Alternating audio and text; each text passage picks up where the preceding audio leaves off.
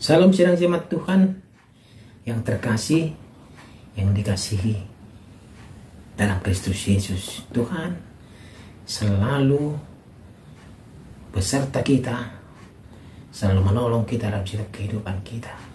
Karena itu sidang jemaat Tuhan tetap semangat. Mari kita bersama-sama belajar di firman Tuhan agar kehidupan kita dibarui dalam Tuhan dan iman kita bertumbuh. Sebelum kita masuk dalam renungan, kita memuji Tuhan, kita katakan kepada Tuhan, Engkaulah perisaiku.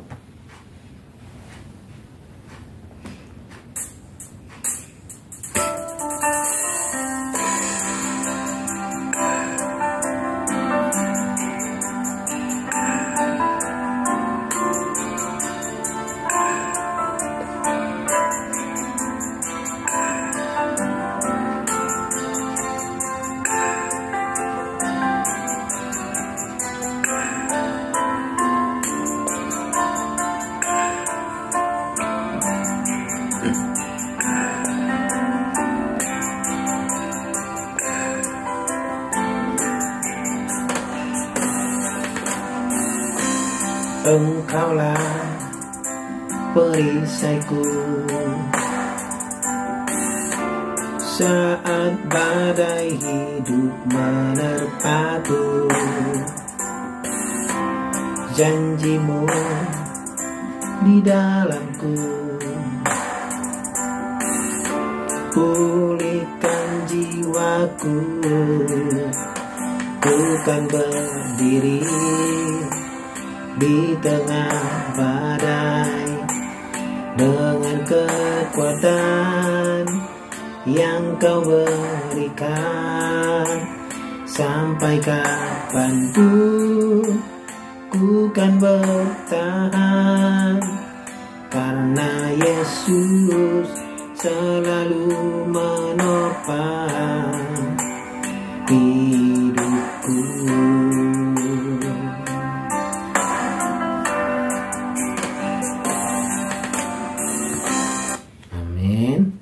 Firman Tuhan untuk hari ini dari kitab Yeremia pasal 50 ayat 33 sampai ayat 46. Demikianlah firman Tuhan. Beginilah firman Tuhan, semesta alam, orang Israel tertindas bersama-sama dengan orang Yehuda. Semua orang yang menawan mereka tetap menahan mereka, tidak mau melepaskan mereka. Tetapi penebus mereka adalah kuat, Tuhan semesta alam namanya. Tentulah Ia akan memperjuangkan perkara mereka, supaya Ia memberi ketentraman kepada bumi, tetapi kegemparan kepada penduduk Babel. Pedang akan menimpa orang-orang Kasdim. Demikianlah firman Tuhan. Menimpa penduduk Babel, menimpa pemuka-pemukanya dan orang-orangnya yang berhikmat. Pedang menimpa tukang ramal, sehingga ternyata mereka bodoh. Pedang menimpa pahlawan-pahlawannya, sehingga mereka menjadi terkejut. Pedang menimpa kudanya dan keretanya, menimpa segenap tentara campuran yang di tengah-tengahnya, sehingga mereka menjadi seperti perempuan. Pedang menimpa perbendaharanya, sehingga dijarah orang. Pedang menimpa segala airnya, sehingga menjadi kering, sebab negeri itu penuh patung-patung. Mereka menjadi gila oleh berhala-berhala mereka. Sebab itu binatang-binatang gurun serta anjing-anjing hutan akan diam di sana, juga burung-burung unta akan tinggal di dalamnya. Negeri itu tidak akan didiami lagi untuk seterusnya, dan tidak akan ditinggali lagi turun-temurun. Seperti dahulu pada waktu Allah menunggang balikan Sodom dan Gomora serta kota-kota tetangganya. Demikianlah firman Tuhan. Demikianlah tidak akan ada orang lagi yang diam di sana, dan seorang anak manusia pun tidak akan tinggal lagi di dalamnya. Lihatlah, suatu bangsa akan datang dari utara, suatu suku bangsa yang besar dan banyak raja akan bergerak maju dari ujung bumi. Mereka memakai panah dan tombak, mereka bengis, tidak kenal belas kasihan. Suara mereka gemuruh seperti laut. Mereka mengendarai kuda, berlengkap seperti orang maju berperang menyerang engkau, hai Putri Babel. Raja Babel telah mendengar kabar tentang mereka Tangannya sudah menjadi lemah lesu, kesesakan telah menyergap dia. Ia kesakitan seperti perempuan yang melahirkan. Sesungguhnya seperti singa yang bangkit keluar dari hutan belukar, sungai Yordan mendatangi padang rumput, tempat kawanan domba. Demikianlah aku akan membuat mereka lari dengan tiba-tiba dari negeri itu, dan mengangkat di atasnya dia yang kupilih. Sebab siapakah yang seperti aku? Siapakah yang berani mendakwa aku? Siapakah gerangan gembala yang tahan menghadapi aku?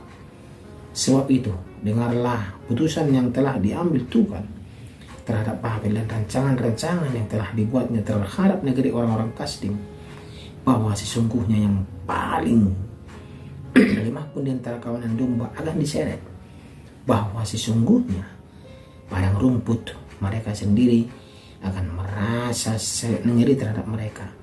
Bumi akan goncang karena kabar Babel sudah berebut. Ratap mereka akan terdengar di antara bangsa-bangsa.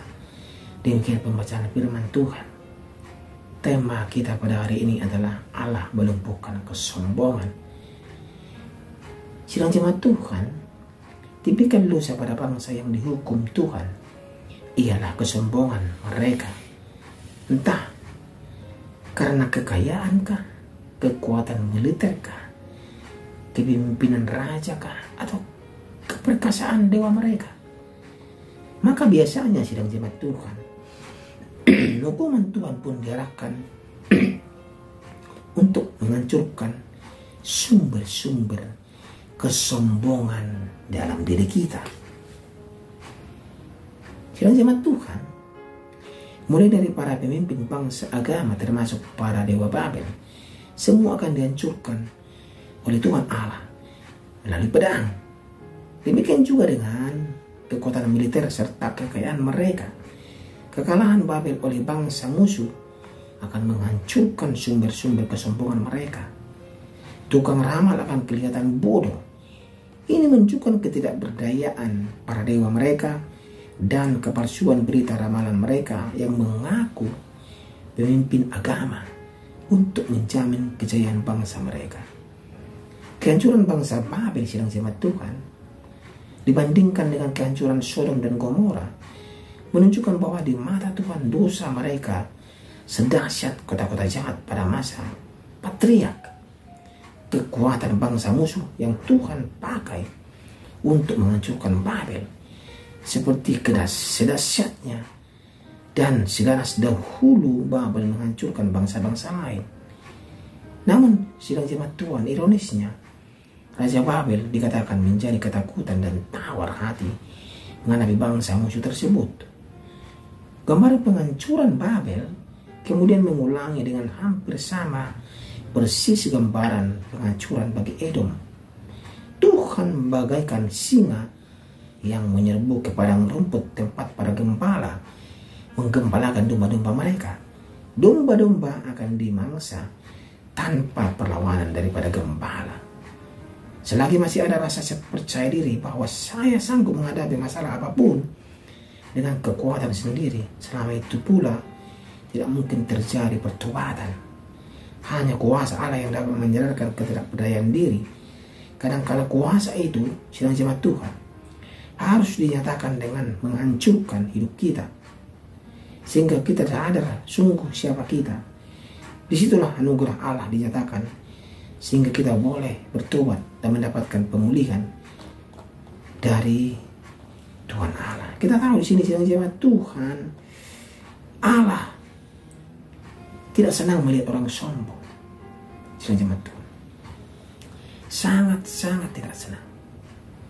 Makanya Allah melumpuhkan kesombongan Babel yang merasa dirinya hebat, yang menghancurkan bangsa umat pilihan. Tetapi itu mereka tidak tahu mengapa mereka diizinkan Tuhan untuk menghancurkan kerajaan Yehuda. Karena ada maksud Tuhan untuk kerajaan Yehuda dan juga kerajaan Babel ke depan. Ya sidang jemaat Tuhan, tetap semangat, tetap bersuka cita, jangan menyerah, dan hiduplah dengan kejujuran di hadapan Tuhan. Kita berdoa. Terima kasih untuk firman-Mu hari ini ya Tuhan, yang mengajari kami agar kami tidak sombong Ya, biarlah kasih terus mengingatkan kami agar kami hidup kudus dan hidup tidak bercaci di hadapan Tuhan. Dan nama Tuhan juga berdoa. Amin. Ku kan berdiri di tengah badai dalam kekuatan yang Kau berikan.